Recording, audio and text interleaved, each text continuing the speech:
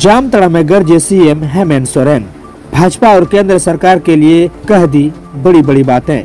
CM Hemant Soren Jamtara में भाजपा पर जमकर बरसे और राज्य सरकार की उपलब्धियां गिनाई। साथ ही उन्होंने केंद्र सरकार पर झारखंड के साथ सौतेले व्यवहार करने का भी आरोप लगाया है। जामताड़ा जिले के कुंडित प्रखंड के धनुकडी मैदान में बुधवार को आपकी योजना आपकी सरकार आपके द्वार कार्यक्रम का आयोजन किया गया, जिसमें सूबे के मुख्यमंत्री हेमंत सोरेन ने शिकायत की। इस दौरान सीएम ने जमकर भाजपा पर निशाना साधा और केंद्र सरकार पर झारखंड के साथ सौतेले व्यवहार करने का आरोप लगाया। इस दौरान सीएम हेमंत सोरेन ने केंद्र सरकार पर झारखंड के साथ सौतेले व्यवहार करने का आरोप लगाया। उन्होंने कहा कि हर चीज में झारखंड के साथ केंद्र सरकार कटौती करने का काम करती है। साथ में उन्होंने कहा कि जब भी हम अपना हक मांगते हैं और कोई विकास का काम होता है तो उनके पीछे ईडी, सीबीआई, इनकम टैक्स लगाकर प्रताड़ित कराने का काम किया जाता है और जेल भेजने का काम किया जाता है। उन्होंने कहा कि झूठा आरोप लगाकर भाजपा ने उन्हें जेल भेजने का काम किया था,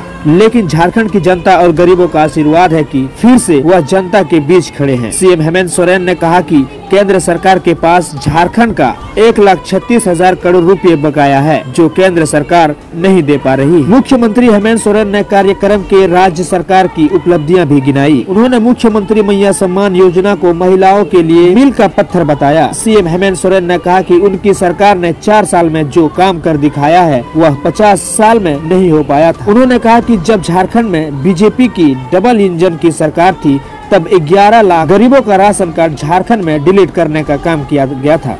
उनकी सरकार ने 20 लाख हरा कार्ड बनाने का काम किया गया। मुख्यमंत्री हेमंत सोरेन ने कार्यक्रम में भाजपा पर जुबानी हमला करते हुए कहा कि झारखंड में संथाल परगनान, बिहार और पश्चिम बंगाल के कुछ जिले को मिलाकर एक अलग राज्य बनाने की साजिश चल रही है। उन्होंने कहा कि संथाल परगनान, बंगाल और बिहार को मिलाकर भाजपा एक अलग राज्य बनाने का शगुफा छोड़ रही है। उन्होंने चेतावनी भरे लहजे में कहा कि ऐसे व्यापारियों को बोरे में भरकर गुजरात के समुद्र में डाल देना होगा। साथ ही हेमंत सोरेन ने भाजपा पर हिंदू, मुस्लिम, आदिवासी, गैर आदिवासी की सांप्रदायिक सौहार्द बिगाड़ने का आरोप लगाया है। उन्होंने कहा कि महंगाई चरम पर है, पेट्रोल डीजल की कीमतें आसमान छू रही है, लेकिन इस पर ध्यान नहीं दिया जा रहा है।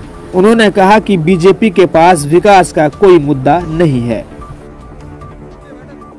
श्रमिक मित्र हैं, हम लोग पूरे संथाल परगना से यहाँ मुख्यमंत्री जी से मिलने के लिए आए थे। हम लोग 2016 से श्रमिक मित्र के रूप में काम करते आ रहे थे श्रम विभाग में, लेकिन विगत 2 वर्षों से हम लोगों को हटा दिया गया। हम लोगों को जो मानदेय के नाम से 10 रुपया, 15 रुपया और 20 रुपया भी मिलता था, वो भी बंद कर दिया गया है। हम लोग इसीलिए संथाल परगना से सभी हम लोग श्रमिक मित्र आए हैं मुख्यमंत्री जी से, माननीय श्रम मंत्री जी से और माननीय स्पीकर महोदय से बात करने के लिए कि हम लोगों के साथ इस तरह अन्याय क्यों किया जा रहा है। हम लोग 2016 से जब काम कर रहे हैं और अभी हम लोगों को हटा दिया गया है। हम लोग का 3 सूत्री मांग है। हम लोग का पहला मांग है कि हम लोगों के नियमावली जो बनाया गया था श्रमिक मित्र की नियुक्ति का, उसमें सुधार किया जाए। उसमें दूसरा है हम लोगों के श्रमिक मित्रों को अस्थाई कर्मी का दर्जा दिया जाए और हम लोग को मासिक मानदेय दिया जाए। यही 3 मांग लेके हम लोग मुख्यमंत्री जी से मिलने के लिए आए थे। ज्ञापन भी हम लोग सौंपे हैं। अब आगे देखते हैं झारखंड सरकार की जिस तरह हम लोग सुन रहे हैं कि मुख्यमंत्री जी सबों का उद्धार कर रहे हैं। हम लोग बहुत आशा लेके आए थे कि हम लोगों का भी कुछ कल्याण करेंगे। माननीय मुख्यमंत्री जी अभी सबों के लिए कुछ ना कुछ व्यवस्था जरूर कर रहे हैं, तो श्रमिक मित्रों को भी हमें उम्मीद है कि श्रमिक मित्रों के बारे में भी अवश्य सोचेंगे। कुछ आश्वासन मिला?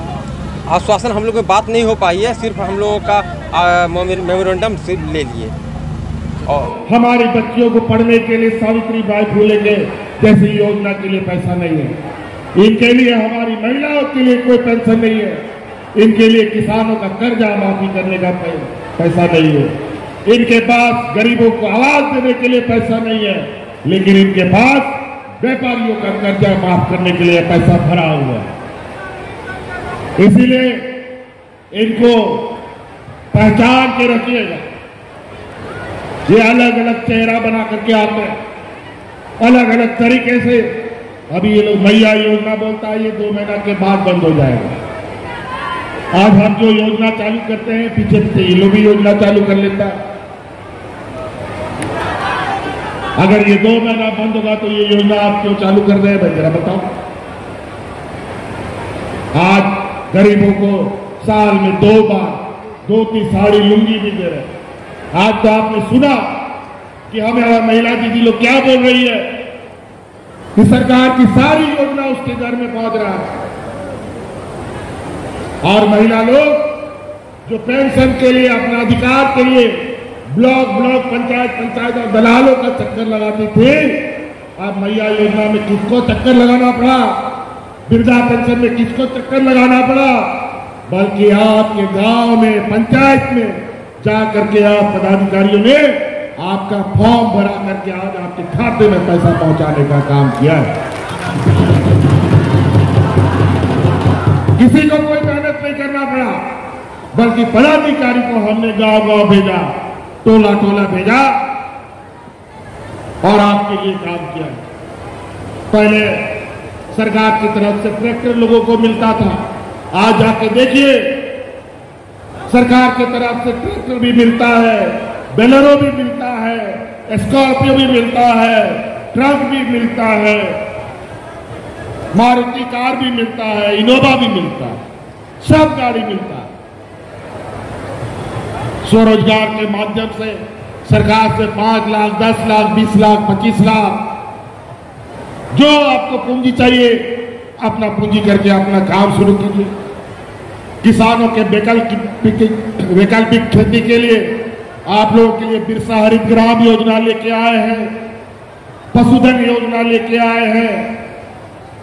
आप जानवर पालिए, आप सिर्फ धान गेहूं का खेती ना करके आम, अमरूद, केला, पपीता, लीची, तरह तरह के पेड़ लगा करके आप खेती बाड़ी से जुड़ सकते हैं।